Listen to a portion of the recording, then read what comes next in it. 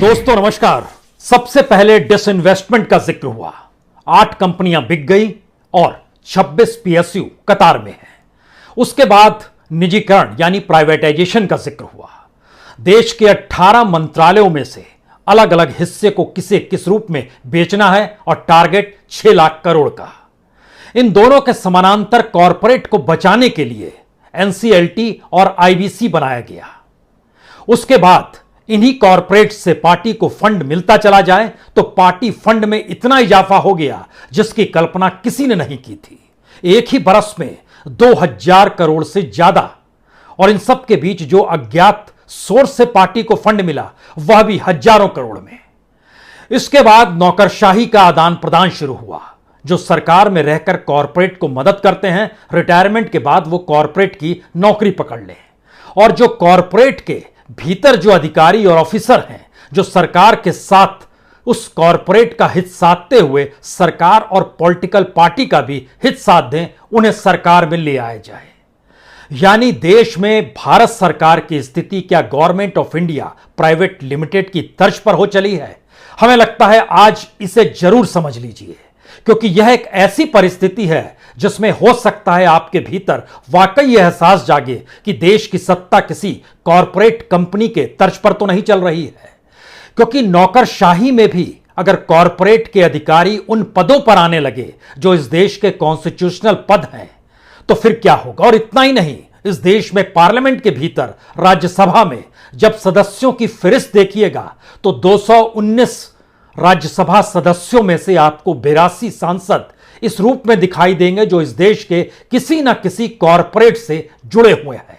हालांकि लोकसभा के भीतर भी 40 से ज्यादा सांसद ऐसे हैं जो कॉरपोरेट के पेरोल पर रहे हैं, उनके लिए काम करते रहे हैं, अब वो सांसद हैं, और राज्यसभा में इनकी तादाद 82 हो चली है।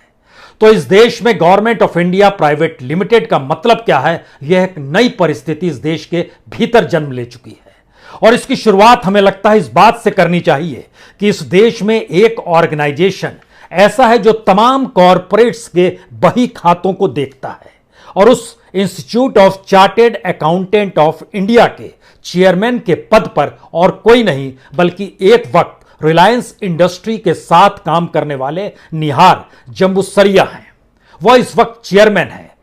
अब आप सोचना शुरू करेंगे कि रिलायंस के साथ काम करते थे और इस देश के उस कॉन्स्टिट्यूशनल पद पर आकर बैठ गए हैं जिनका काम ही इस देश के भीतर जो कॉरपोरेट्स के बही खाते हैं उन्हें देखना समझना है, तो वो किसका हित साधेंगे?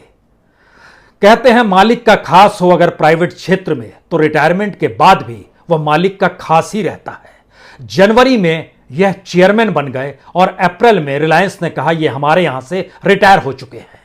लेकिन जब अपनी बायोग्राफी का जिक्र करना पड़ा इस ऑर्गेनाइजेशन के भीतर यानी आईसीएआई में, तो कहीं भी जिक्र इस बात का नहीं किया गया कि दरअसल निहार जम्बूसरिया जो हैं वो रिलायंस के साथ भी काम करते थे।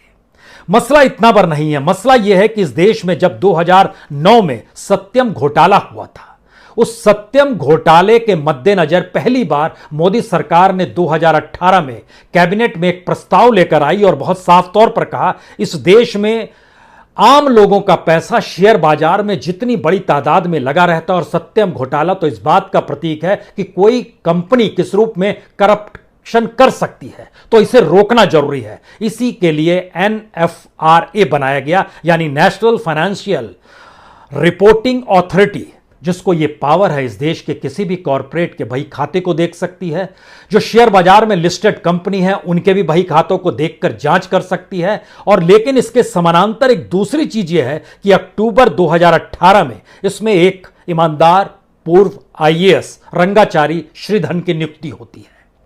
लेकिन इधर दूसरी तरफ पिछले साल जब उपाध्यक्ष के पद पर यानी वाइस चेयरमैनशिप के तौर पर चुनाव जीतकर जब बन गए थे रिलायंस के अधिकारी निहार जम्बूसरिया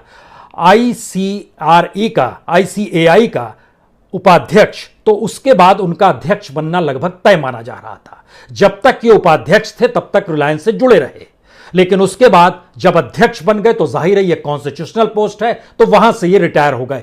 किसका हित साधेंगे, कैसे साधेंगे, इसको इस रूप में भी समझने की जरूरत बहुत ज्यादा है, क्योंकि जो ICAI है, इनके जो चेयरमैन होते हैं वो दरअसल सदस्य के रूप में NFRA यानी नेशनल फाइनेंशियल रिपोर्टिंग अथॉरिटी के सदस्य हो जाते हैं, और इनके पास तमाम पावर है इस देश के कॉरपोरेट को ठीक करने समझने के। और पावर की फहरिस्त को अगर समझिएगा तो इस देश में जो government accounting standard advisory board है या फिर जो ऑडिट एडवाइजरी बोर्ड है जो कि CNG के जरिए क्रिएट किया गया है, CAG के जरिए, उसके भी ये सदस्य के तौर पर हो जाते हैं। जो IRDA है, insurance advertising committee, apex committee जो IRDA की है, उसके भी सदस्य के तौर पर हो जाते हैं। और जो सेबी की प्राइमरी मार्केटिंग एडवांसिंग कमेटी है, उसके भी सदस्य के तौर पर ये शख्स हो गए जो कि इस वक्त इस देश के ICAI के मुखिया हैं।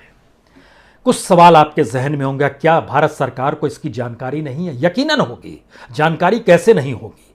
लेकिन अगला सवाल यह है कि जो NFRA जो बनाया गया, उसके पास ये पावर था कि उसके चेयरमैन जो हैं कुछ सेंसिटिव मामलों को लेकर अपने सदस्यों को जानकारी नहीं भी दे सकते हैं।